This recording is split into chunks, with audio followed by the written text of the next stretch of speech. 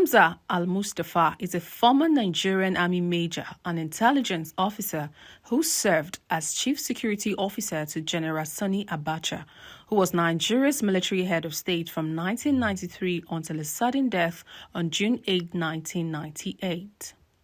Major Al-Mustapha, who clinched the presidential ticket of the Action Alliance for the fourth Commune election, speaks tonight about his political ideology, his past with late Abacha, and how his experiences have prepared him, and his worries about fellow candidates reportedly jumping the gun on campaigns. Good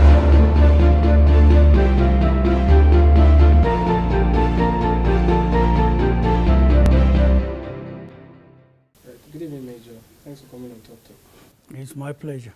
All right, before we go into your plans for the country in broader terms, let's talk a little bit about your own history. We know about your time, spent in jail and all that before you finally regained freedom. So some persons wonder, how did that affect you? Now that you are running for the highest office in the land, in what ways did it shape this journey? It has its own tremendous positive energy in me, and not only in me, it is a school for the country. There was not, to the best of the presentations as it is in the holdings of the military, that one person was subjected to persecution with sponsored propaganda and then torture. On the other hand, somebody who right even before his arrest was already tagged a dead man, and then it lasted for 15 years. I don't think there's any that has had that. But right from the beginning, some of us, including what fetched the problems between me and some certain personalities in Nigeria, is simply because we possess and have a non-compromising posture away from the oath of office we take. I refuse to do so. I will not do so today. I will never do so forever. And to those who did it, they knew what they did. That's why they had a writing team. Newspapers were writing something every day on me, magazines on weekly basis, and they were paid for. And then it was totally contradictory to who we are, our personalities, and then even in line with our records in the Army today. At one particular time, performance evaluation report in the Army, I was in numerous years within the first 4 in this country, because from the records that speaks for itself. On numerous occasions, we were nominated for our national award. There was a time also some 4 countries were to give us national awards, 4 countries in Africa, but then I couldn't have that. So to some of them, our uncompromising posture was what brought about the hatred. And then at the end of the day, all that was meted to us, that is too big to mention. But then their belief is that a soul cannot come out of that. God did allowed us to have been. And when we came, not only that, we forgive them and continue to forge ahead. So we have no business looking backward, but we have every business to think about Nigeria, Nigeria's welfare, security, and well-being. That is what we have. That is the way we were. That's the way we are. So looking at that, some certain group of friends from north and south believe that we can make the difference because we are looking at Nigeria from a total different angle, and that's why we are here. Haven't joined a political party called Action Alliance. We're here to make the difference, and we are sure of ourselves, and we are sure of what we are saying. We are sure of what we are going to do. There will be total demarcation of the leadership that was provided yesterday, and the leadership that we shall provide, God willing, if given the opportunity. All right, that's fair. You mentioned something you've said before, that you've forgiven the persons you mentioned who did this. The first but now that you are running for the highest office in the land, there might be some trepidation that when you get there, then you might begin to settle the scores. No, we are not that type of people. If from the time I regained my freedom in 2013 till this moment, I was the type that was ready to fight, or I'm not the forgiven type, I would have done it. And I would have done it legally, I would have done it morally, by presenting what they did. Even the books I am writing is simply to educate the younger ones so that never again in Nigeria shall there be a space for persecution or persecutors to enjoy. That's all, nothing more. What is gone is gone. What they did out of whatever shallow-mindedness that informed them to do that. If God say I'm not to die, I'm not to die. If the whole will gather together to fight me and it is not my time, it is not my time. If it is my time, if the whole will gather together to say, no, it is not his time, he should stay, no force can stop it. That's the type of faith I am having. Besides, those who subjected me to persecution are people I have known for many years. I have seen them in peacetime, I have seen them in crisis time, I have seen them when they are in lofty towers, and I know what they can do, and I know what make their characters. All right, that's fair. Still on the issue of the past, how do you think your relationship, your close relationship with the late General Sani Abacha will affect your chances? Because we have on one hand the issues of recovered loot, but on the other hand, some persons try to say that this was one of the heads of states who was doing well. So in the public space, how do you think it affects your drive now to be president? That will not affect me because I am I, and I have been evaluated by numerous bodies. While I was in prison even, there were international bodies that came and investigated me to see whether I had foreign accounts or domestic accounts or I keep money wherever around the whole world. And I thank God they did that. Fingerprints to my eyes and then to total connections across to the major banks around the world. And I thank God for the clean bill report that I received because they were desperate to say any person or persons who have had information against me, they should step forward, and many did. At the end of the day, there was nothing. And they asked me, how come you don't have money? I said, I didn't come to government to steal. It is an opportunity if you see yourself serving the country at that highest level. The only thing you can do is to thank God Almighty and then exemplify creativity, innovations, and make the difference in creating new innovations to the office so that the service in itself can learn therefrom from the new discoveries in service rendition. That we did and nothing more. There's every pride and every cause to thank God Almighty for being picked, one out of many thousands, to say you are the one to handle such a sensitive responsibility. Remember, if you are a commission officer, yours is oath of allegiance, oath of commission, and oath of office. And we rendered the two exemplarily. And I thank God Almighty, even in teachings to the younger ones today, what we left is what they are teaching the younger ones to use and grow.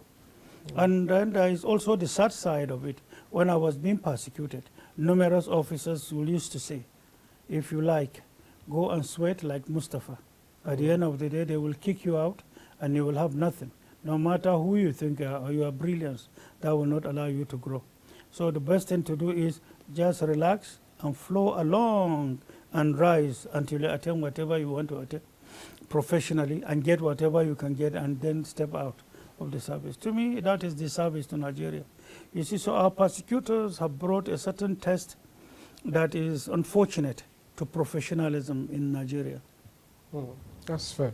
And you mentioned persons trying to evaluate you. I don't know if you are aware, there's a current or a standing challenge to all presidential candidates by a body called SERAP to declare their assets. What would be your response to that? Excellent. I'll be the happiest to declare. I declared before, even without being asked. We have had it. We declared so many times even before that, and that is how it's supposed to be. A candidate who is not transparent in terms of his assets, then he is not fit to be. If I have anything to cover, then I'm a misfit. I shouldn't be a candidate. So I'll be the happiest to see. After all, part of our manifesto is asking for a clean bill, at the end of the day. Findings or reports to say the budgets given to the country, and if you look at it in retrospect, it has performed well or not performed well. So in the next fiscal budget, you know what to do. So to us, we need to see the report of anything that is before us. And that is the way the book has dictated that we should do to any executive office in Nigeria. But unfortunately, many people are just doing what they are doing to suit personal interests. So many people believe once the past is past, then there is no need for you to go into looking at the past.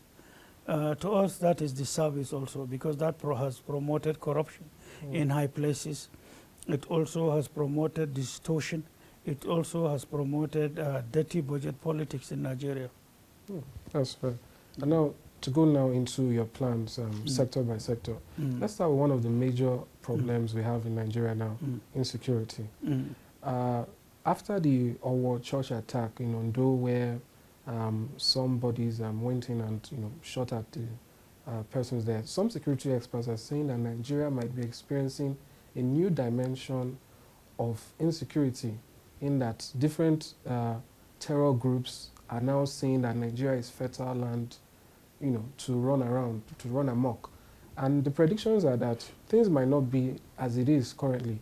So what are your plans as it is now to tackle insecurity, and how it might be should you assume office come May 2023? Thank you for this question. First of all, it is a disservice to a country to say that after 20 years, you never bother to sit down and review the doctrine governing the performance or the primary roles of all your security agencies. I don't know when last our doctrine was reviewed. I can't remember.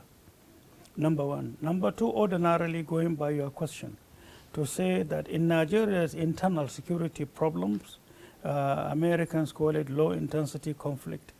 In Nigeria's low-intensity conflict state, then definitely there is too much to be desired. One, from the little we have gathered lately, is that intelligence collection, intelligence dissemination actually working harder, and that is the most effective side of what we're hearing lately. But then the execution, the willingness to accept the intelligence and utilize it for and on behalf of the country's security and welfare, I think there is so much to be desired there. Now, to us, if God Almighty give us the opportunity to come on board, next year, May, God willing, Nigerians will experience some changes that are fundamental. Nigerians will also experience the introduction of other new bodies, new security setups in the sea and in the land and in the air, something new. And then Nigerians will also experience technological support, not only in security, but that will also support our economic development in the country. It will enhance our security, and then there will be total review of the performance of some of them. We have a package that is in-depth and divided into three. The first is identification of threats, and then the percentage or the enormity or the degree of that threat facing the country and for how long. Second is the scientific and then systematic approach in mending them. And the third, is the creation of the new ones, and then even the new ones plus the old ones.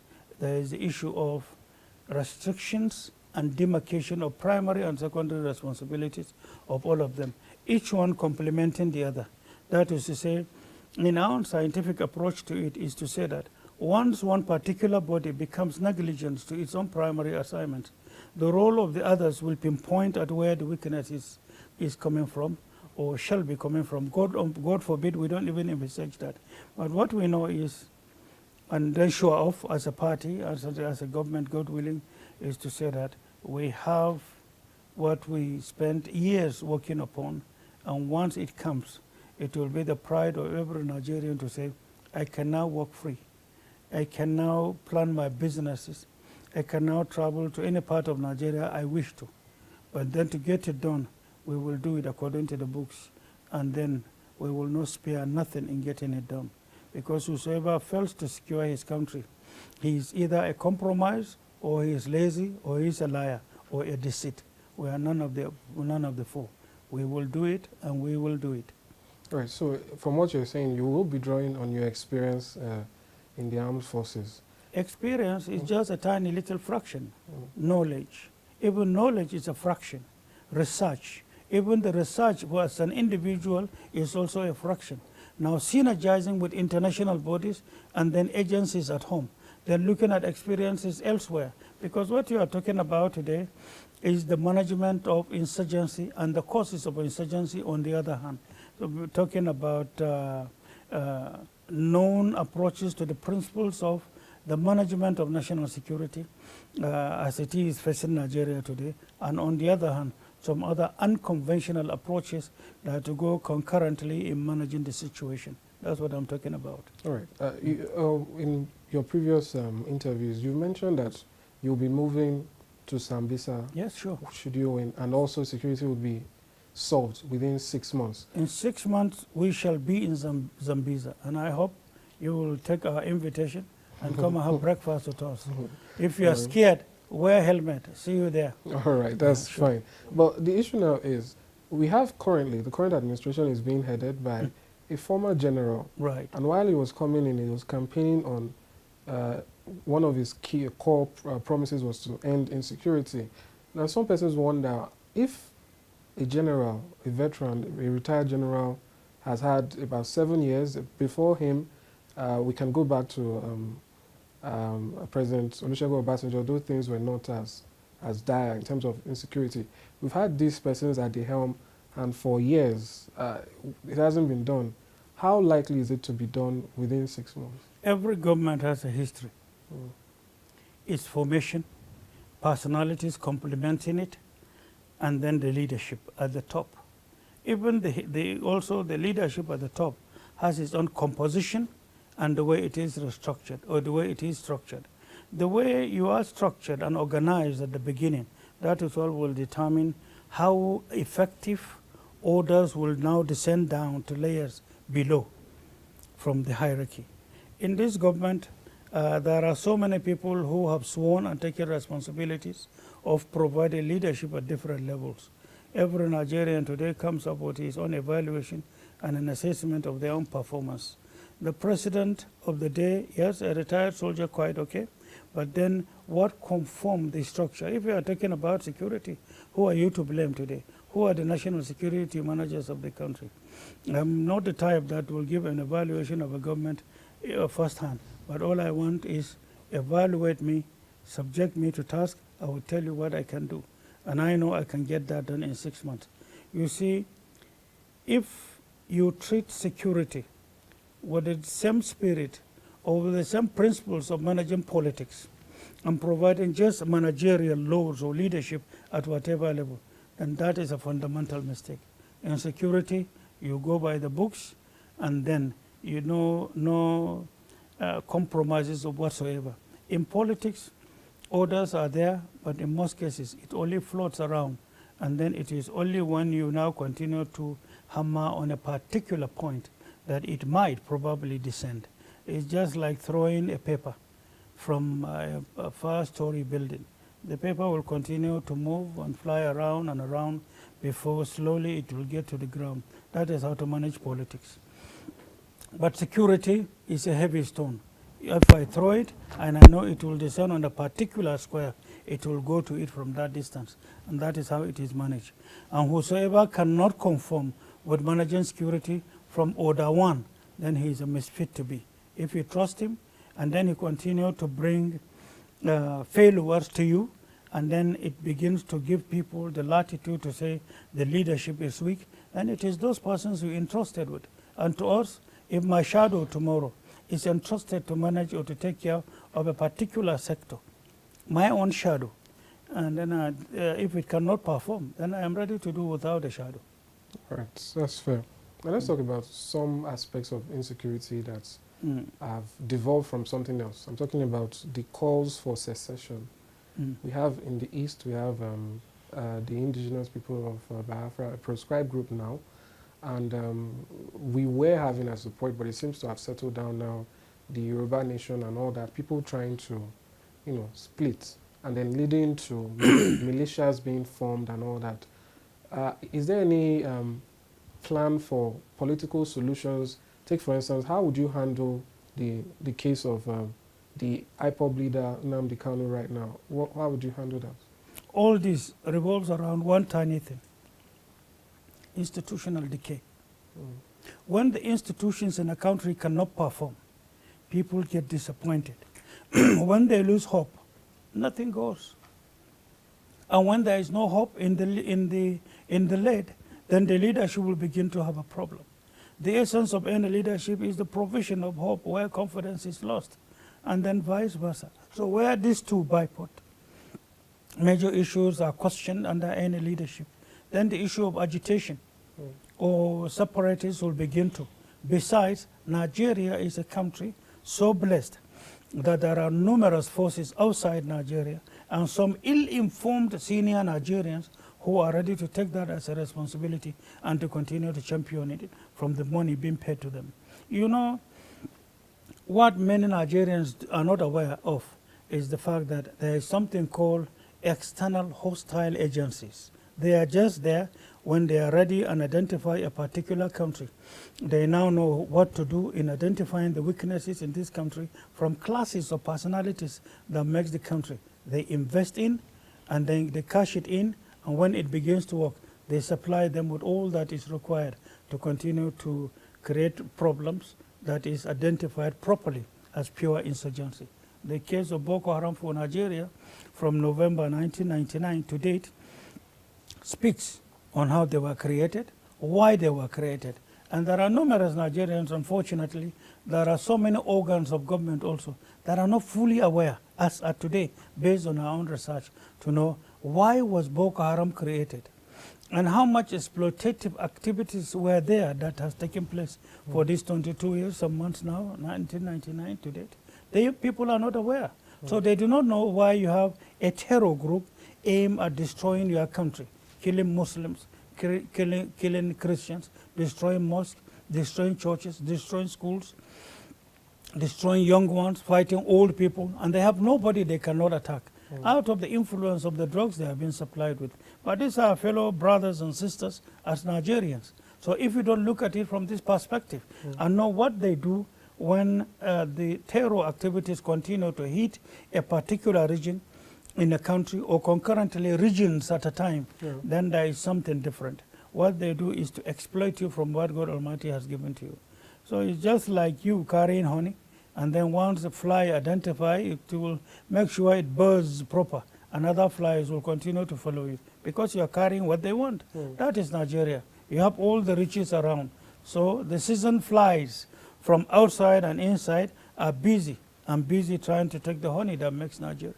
That is the history, nothing more. So if God has given you resources and you do not sit down to plan for the protection of these resources, they will take it from you in whichever way possible. And that is what promotes insurgency around the whole world over. But for ours is refusal to identify it and refusal to build on the layers of protective arrangements meant for Nigeria before. Refusing to build on it and then neglecting it in itself are some of the problems facing Nigeria. That's fair. Now let's move over to economy. I would lump two questions together.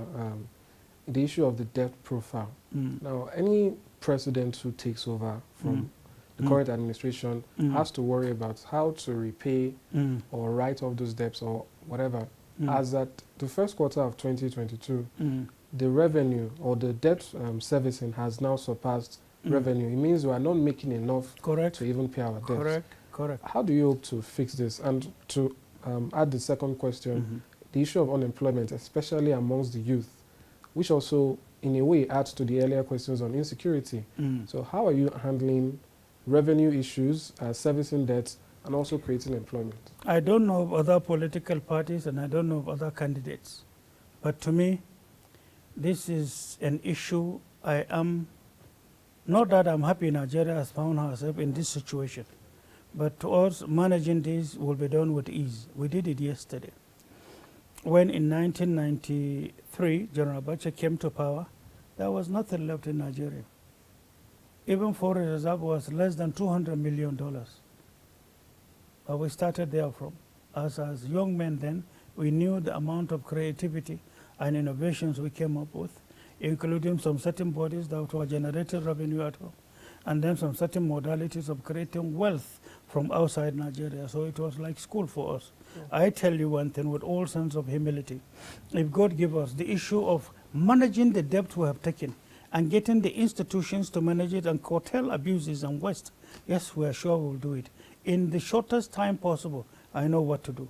There are 11 countries on earth who yesterday sat down and then determined part of their liabilities that was turned into wealth, and they came out of it.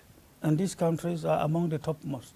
In 1998, I got the experience of working with a particular repeatable team together in knowing what to do with some of Nigeria's liabilities and Nigeria's waste in turning it into money. And I know how much that was to come. So if given the opportunity, we will bring it to the fore, and I know how much it will bring.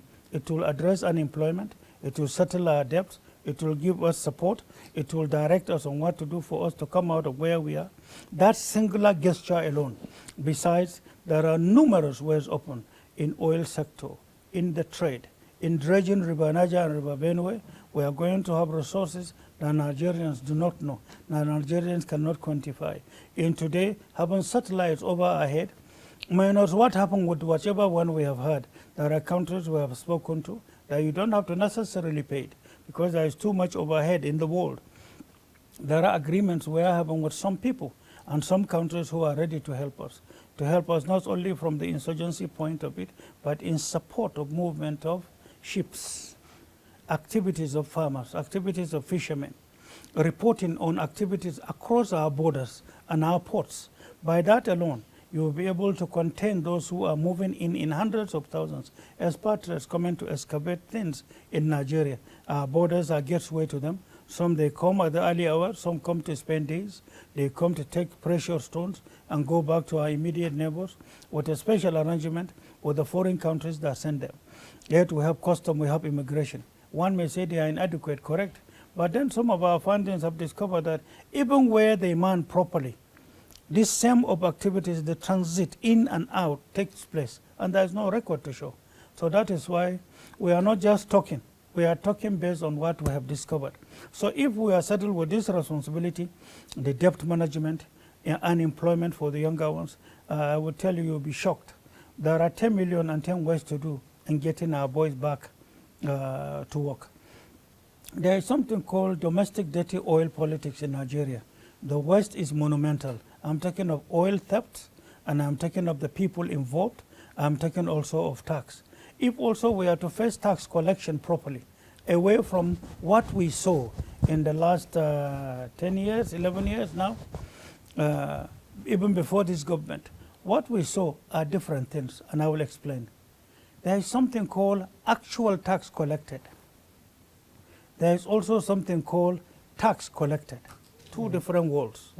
There is also something called tax remitted. There is another thing called actual tax remitted. Between these four is a huge wall on its own, where monumental waste of resources that can engage hundreds and hundreds of thousands of our younger ones, or millions, if you can accept. Millions will get employed, will get empowered, and have them there on tax alone. Besides, there are numerous other things to do. Agriculture, we have neglected it and thrown it overboard. And there are so many things we are doing that are unacceptable in our system. So the issue of having this number of the unemployed is simply because there is colossal waste. And let me tell you, you see a budget, a particular fiscal budget, and watch the performance of that fiscal budget from the point of view of what every ministries that were given allocations did, every parastatal in Nigeria. Now halfway, like now, this is from June, July, sit down and take a look at every ministry and every parastatal. That is a sorry sight. From what the budget as a law indicated and the performance of the budget from the point of view of these ministries, then you will understand the true meaning of waste in Nigeria. Here people are scavenging for how to survive alone. But in our ministries and parastatals, in an agreement with some contractors at home and abroad, in something called international dirty oil politics, every week, if you sit down and quantify what you are losing, then you should know that no institution is functioning in Nigeria, most unfortunate. So to us, there are numerous ways, I can add many more, importation issues and then exportation. And the issue of also the bodies that are promoting insurgency in Nigeria, arms movement, drugs routes, Nigeria serving as a transit, while there are also vendors for domestic consumption. The money in there alone aim at destroying our younger ones so that Nigeria cannot have the future, or the future where we can have dynamic leadership. And people are investing in it all because of the resources in your country. And also it doesn't take anything if you want to say, look, we have come to a point where management of our unemployed, since that is what the question is centered around, unemployed and debt management in Nigeria. If that is alone, you can take one particular issues that are the mainstay in the country, not agriculture, not oil, not gas. You can identify by the means of technological support today to say between zone A of a particular point to a grid reference C in another point, if you add it all together, I have quantity of B, C, D types of raw material, and I can hit the international market with it. Not the markets that people go where they are given far less than 5% of the real cost of what they take. The precious stones that goes to Asia today. No, I'm talking about government to government relationship as to the real cost of this, to have direct empowerment for our unemployed world and in servicing our debt. In Nigeria, we are fully endowed with this. Numerous people are busy squarely resting on whatever budget they have planned for that fiscal year, and they operate therefrom, and they see nothing else. Ours is wealth creation away from whatever budget comes from, at home and from outside into Nigeria. But how will you fight those persons? When your government comes in, do you think they would all be gone? One, in Nigeria, once you make the institutions to work, then you are closing the doors for malpractices and abuses. And how to get that done is another scheme entirely. How do you do that? The laws of the land, the law enforcement, like the security, internal security we are talking about, introducing something new, that will tell you, and the issue of calling for accountability, and then intermittent falling back to the records, and then to the checkmating of the performance of the budget, and looking at the guilty ones intermittently, and where the law is made to work. You have shut the door for those who will abuse you and promote waste. It's the willpower to do it. It might not sound palatable in the eyes or in the ears of some certain people who are used to that, but to us, if it is leadership we have come to provide, then there is no room for compromise. Once we take oath of office and oath of allegiance, we stand by that, true and true. All right. I just want to get your quick responses to two bits of news recently. The one about the Nigerian government spending about 1.4 billion naira to purchase vehicles for Niger Republic to help them fight insecurity. I'd like to get your thoughts on that.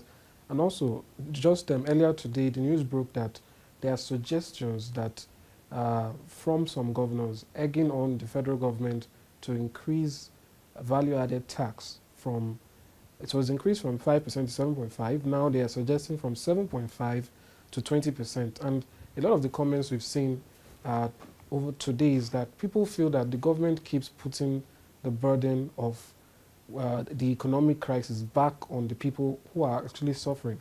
So what's your response to those two bits of news? First of all, it is of concern to know that the state of security in your neighboring country or in your neighboring countries, it is also a primary concern to you. Second is for me to draw your attention back to ask you, why was Nigeria in Liberia? Why was Nigeria in Sierra Leone? If you sit down and put it on scale and see the magnitude of the fight or the causes of insurgency it will promote to you, because you may be the fallback position, being the one with the highest resources, being the one also that is bigger, and then being the one that is actually being the one targeted by the hostile agencies. It's actually Nigeria they are targeting at. So if Nigerian government sits and say, these aspects of security from your own side, with an in-depth agreement agreed and signed upon, so that B, C, D, that is identified in a true depth appreciation. There is something called appreciation and modalities and arriving at that in knowing a threat and the magnitude of the threat and the effect of the threat. If it snowballs into you, you can take precautionary measures far ahead. If this is the yardstick with which Nigerian government is looking at Niger, and from the volume of what is coming our way, this is absolutely right. If it is from that point of view, because the books suggest so. But there were SUVs being bought, so they seem like luxury cars. I am not in government. They are in government. This is the yardstick of identifying the threat. If that is what they have done, it's another thing. I don't know what types of vehicles bought. Is it for commanders? Is it for who? I don't know. But if we were to be saddled with such a responsibility, I once gave an interview to say, if you are providing leadership to Nigeria and you fail to look at insurgency from all your neighboring countries, you are just wasting your time on one particular issue, and then you cannot solve it. But when you go around all these countries and look at Nigeria from there, then you now know what you are doing. For example, if I'm able to see threats from where I am, that's just one aspect of it. I should go to those causing the problems to me and also see Nigeria from that perspective. This tells you how you are going to go about it and how you can handle it speedily. All right. The second issue on VAT, proposed increase of VAT. How do you respond to that? I just gave you an answer to say our innovations and creativity is to take us outside Nigeria and create wealth from outside Nigeria. It's also to tell you that from inside Nigeria, there are enormous waste and we can create resources therefrom with which to handle.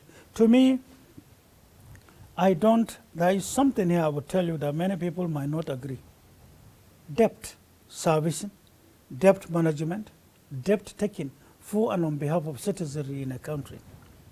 The moment you see it from the point of view of an individual taking that debt to himself, and you see the payment or the servicing of that debt from the point of view of an individual, you are making a huge mistake. You know, in management of national liability, you have to make strength out of it. You should not see it as a liability. You should use it to also negotiate numerous other things that can take care of your internal problems. That's why there is the need to see what makes a budget, what makes a debt. Is it a liability or is it a blessing? There are some certain negotiations you can do with it because you have the debt with you, and that is workable. It's another sense entirely on debt management, and I think many people have not bothered to go deep into doing that. We know about that. There are countries today that are within the first G5 who are also taking debt and keeping it, and they use it to negotiate a lot of things in their management, including economy and security, and even social problems in their countries. Nigeria, we are seeing it as if it is an individual that has gone to take the debt. No, that's a big mistake. So debt shouldn't bother you to be rushing on how to pay it, but you are also not encouraged to quickly go and take it to yourself, creating burden that will narrow your mind into looking at national resource management. All you have to do is, if you have it, God forbid, there are ways to manage it. Even when you have the resources, there are some bargainings you can do that will bring some openings for your people. After all, if you are in government or if you are in providing leadership and you do not bother to invest in opportunities for your people, then you are looking at leadership from a narrow perspective. All right. Right now, due to the lingering strike, there are more students than usual watching you this very moment. Right. What do you have for them? You know, when people now, when they consider sending their children to school, instead of, say, a 4-year or 5-year course, they can add 2 extra years for perceived strikes in the tertiary institutions. What's your plan to finance? Because this is an issue that has gone across governments, not just the current administration, the previous one, and the one before. We see the strikes. So what's your plan for helping students out so that during your term they would have education uninterrupted, and also your plan for basic and secondary education? You see, when I'm going back to the first thing I said before, you sit down and allow your institutions to collapse. They have created all problems unto yourself as leaders. Your vision may not be as wide, as broad as it should be. That is in negligence and allowing institutions to be decayed in your country. Nothing works.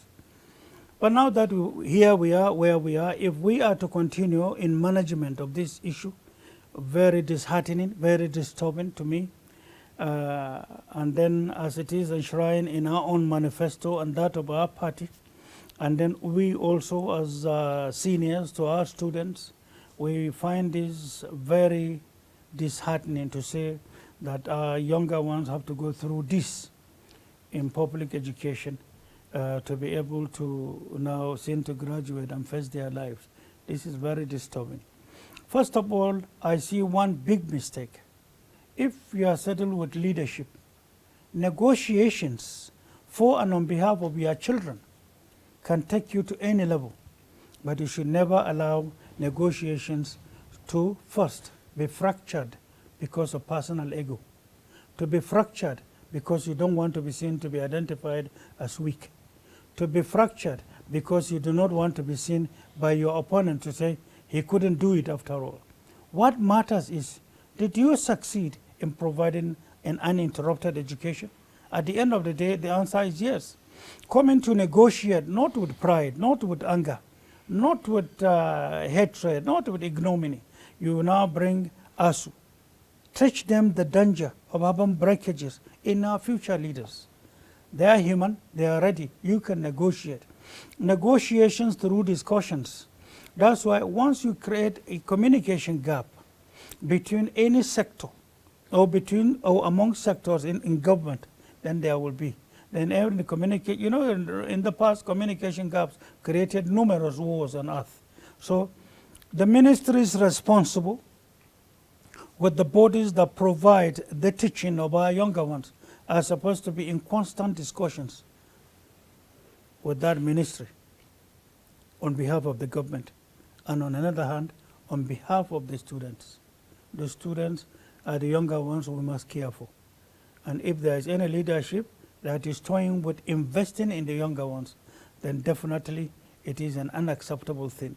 So if we have a minister or ministers in different parastatals or ministries who didn't care or who are not there and ready to negotiate and to carry and educate, because as you are negotiating with ASU, you should teach them the dangers of having breakages. And then if also their demand is unacceptable, there are some other bodies you can now join to further or to expand your discussions, so that far ahead of strikes, you have already proffered solutions and you continue therefrom. But where ego comes, where pride comes in, then there won't be leadership. And so many people can easily cash in there, including your opponents in politics. Depending on how dynamic the leadership of the day is, then you should be seen to be preferred for sabotages in some cases, where one side is pushed to fight the other. And particularly if you are not bothered to know and to identify the forces either pushing those in government or pushing the teachers or pushing the students, also creating sabotages from the point of view of contractors who are supplying institutions or supporting teachers, as the case may be. If you don't know and you don't put attention and maximize activities within here, and you cannot identify indicators of sabotage, also something is wrong in governance. That's why the fanfare in office is far different from putting selfless services to the country and to the institutions before you. All right. What about basic and secondary education? All are the same. In fact, it's an investment for the country's future. If a leadership is not prepared to invest for the future of that country, then there is no need to provide such a leadership. It's a fundamental issue. Look at this today. One of the things that, to say we found very disturbing and very disheartening is to say that our curriculum at one point in time was looked at and some certain subjects were removed. And that has to do with our future. That has to do with our culture. That has to do with the type of people who are going to produce tomorrow. And then once you have a country that is ignorant of your history, ignorant of also history, for example, justice is removed today, isn't it? A country that is targeted to be destroyed shall have history removed from its curriculum. How many years today it has been removed? Our younger ones don't know our history. They don't know who they are. They don't know who we are. They don't know who we were. They don't know where we are heading to. History is removed. So also some other vital aspect that makes Africa Africa is not in their head, the younger ones. Who took it? Whose decision? At what particular point in time? Who is preparing to destroy Nigeria? Is the insurgency we are seeing as part of the blackmail of the sum total program of destroying Nigeria? The answer I can tell you is yes, because I was once a student of this. where hostile bodies are coming to destroy a community or a country. These are some of the steps they take. The question is, as at the time they took it, who was the Minister of Education? Who was the President of Nigeria? Why did they allow that to have been up till now? And how come they are busy pointing a accusing finger to someone else when they started it all? We will not allow that. If given the opportunity tomorrow, God Almighty give us the opportunity tomorrow, then definitely we will. All right, that's fair. Now, on a controversial issue in which past different administrations have had a little bit of hiccups. Before President Buhari came in, I think one of his interviews, when he was asked about subsidy, he made mention of what is subsidy, giving the implication that he didn't really see what it was for. But now we've seen that he has pushed that decision to the next administration, possibly yours, whether it stays or whether it goes. Now, a lot of economic experts are on the side that it should go and that it will help the country and all that. So I'd like to know what your take is on it, and bearing in mind the consequences of removing it. I tell you this with all sincerity. Attaining leadership in Nigeria, particularly at this point in time, when the wound in Nigeria's main fabric is deep, then providing leadership in Nigeria will require sacrifices, will require risk-taking, calculated risk-taking, will require synergy with forces at home and abroad that can make issues be delivered and fully homed. Now here, I tell you this as a Nigerian and with all sense of patriotism. I talk about domestic dirty oil politics in Nigeria, isn't it? Yes. Subsidy is one of it. You may ask yourself, when was subsidy created? By who? What makes the team that are making fat out of it? How many are there? How come they are thinking and taking initiative ahead of the country, 200 million people plus? How come we can't take decisions therefrom?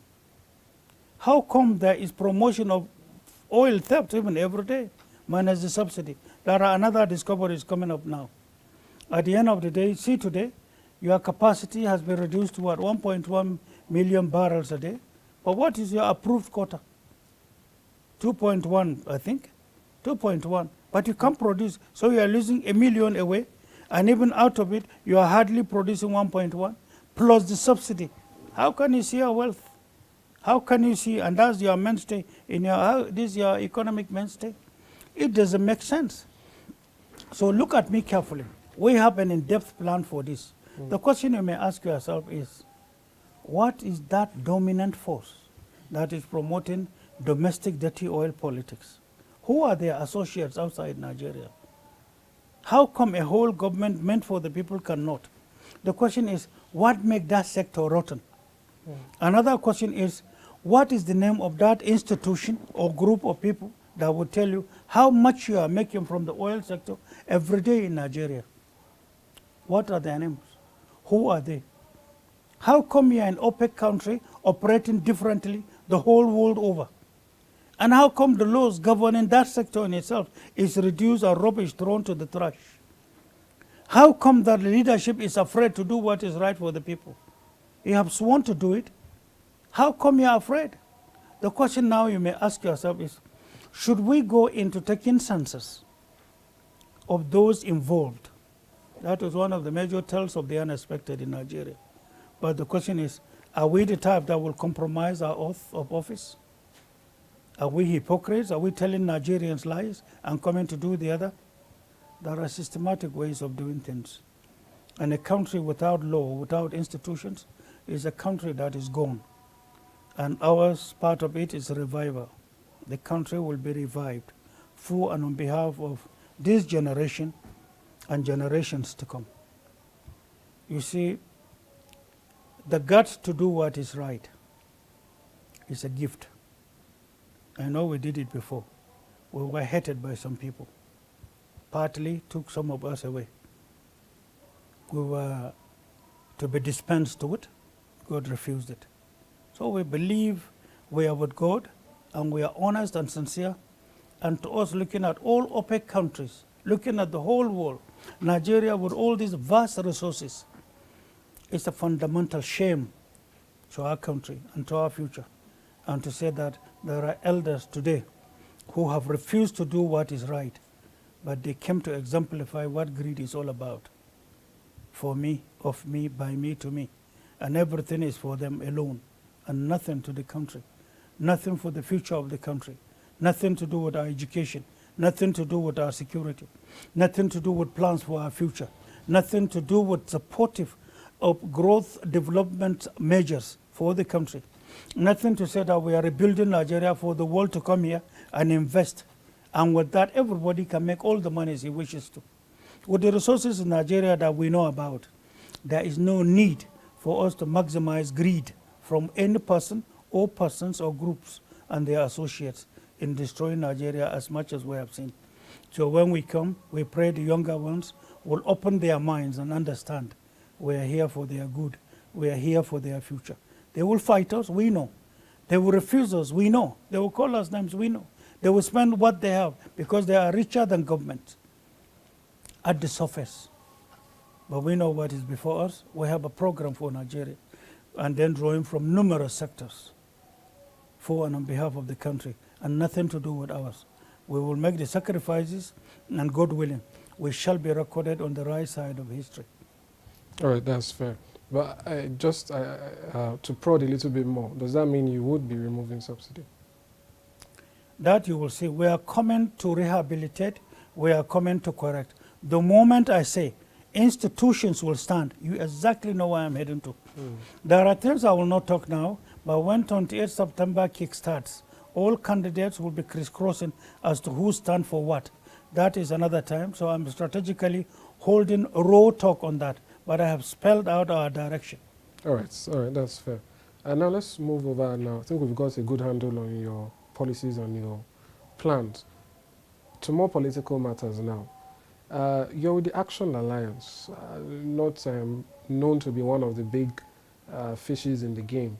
What's your plan to upstage the major parties? We have the APC, the ruling party, and the main opposition who have been in power before, the People's Democratic Party. What's your strategy for First of all, we sat down and took our mental assessment and appreciation of what each of these political parties were all about. We look at the time we came up with this, many people were only aspirants. So we sat down to say in big party A, should this aspirant emerge, what are the chances and how will it look like? And we continue to do it on numerous personalities. And at the end of the day, we are not wrong. We are right.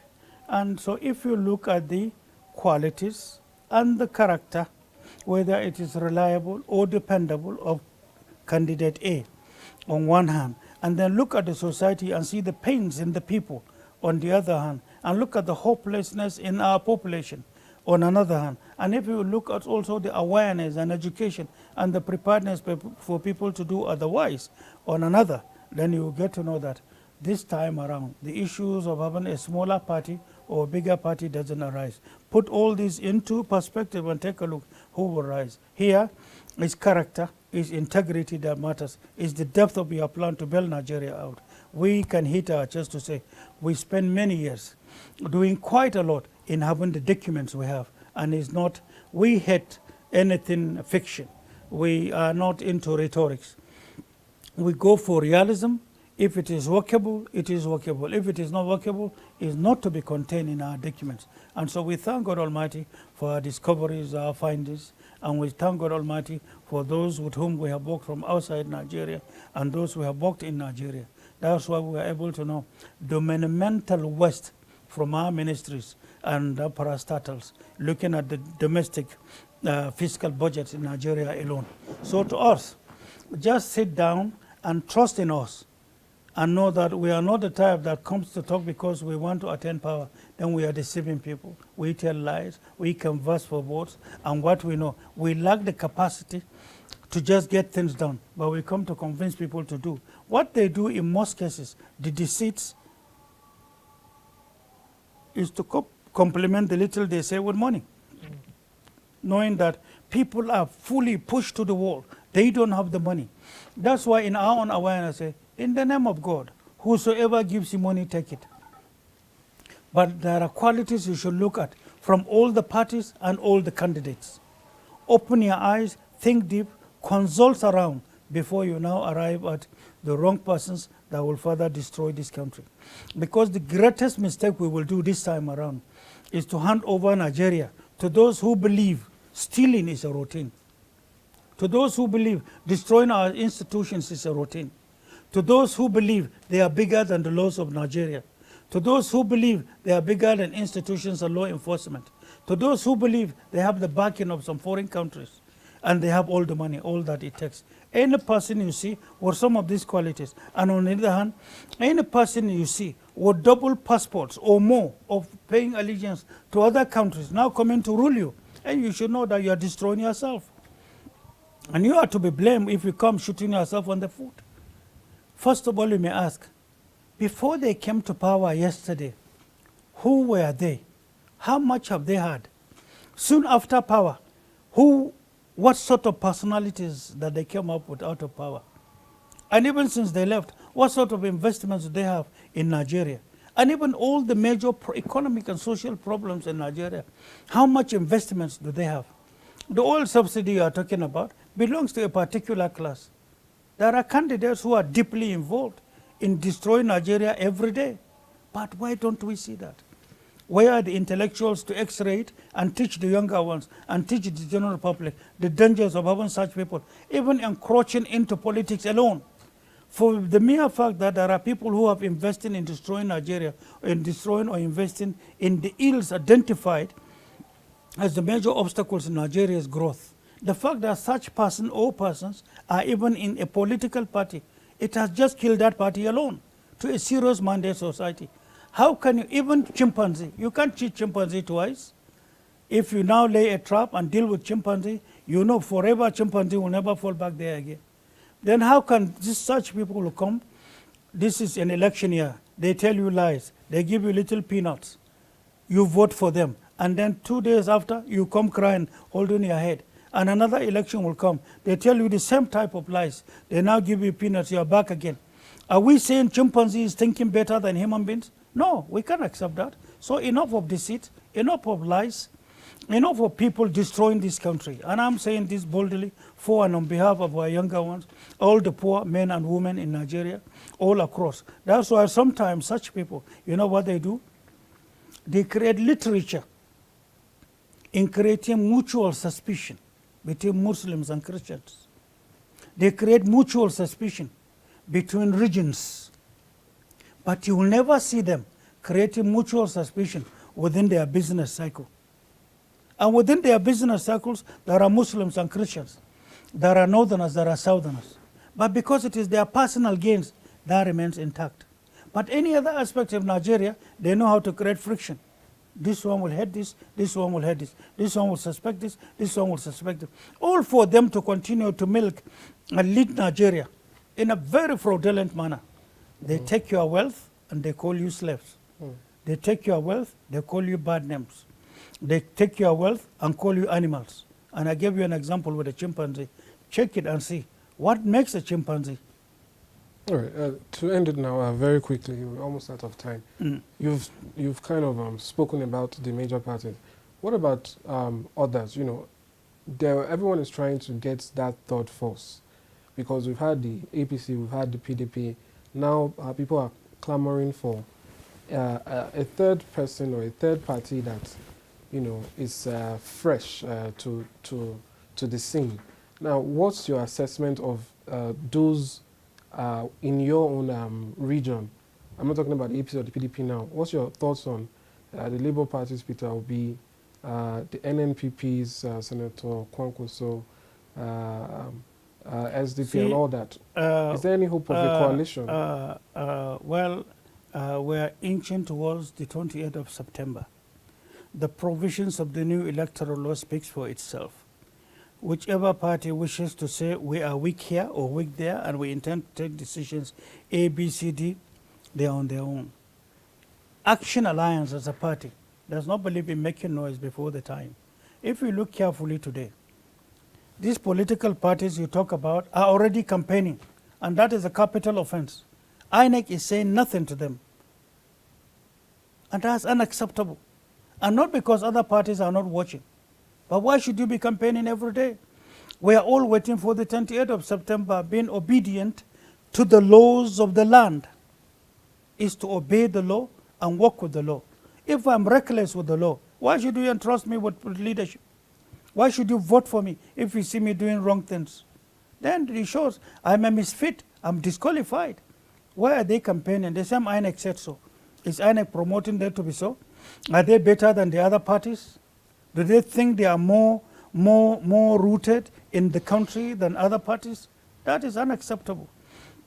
Any person, any candidate, and any party that you see, even from the surface, refuses to obey the law, then that is the recklessness and the unfounded, directionless a party or leadership that you are coming to have in future. Right. And so to us, Action Alliance, with us, we are on the same frequency.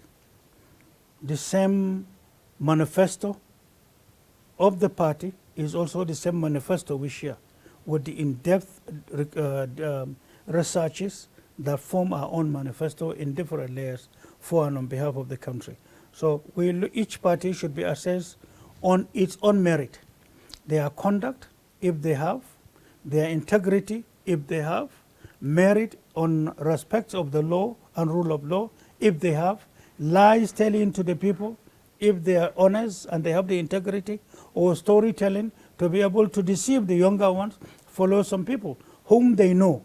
If the responsibility to provide leadership to Nigeria is that of carrying elephant, but so many people are talking of carrying Godzilla. And the question is, we know some of them, true to itself and sincerely, and not because of political differences, we know some of them cannot carry a goat on their shoulder. All right, Major Almustapha, thank you very much. It's a for coming. pleasure. Thank Thank you.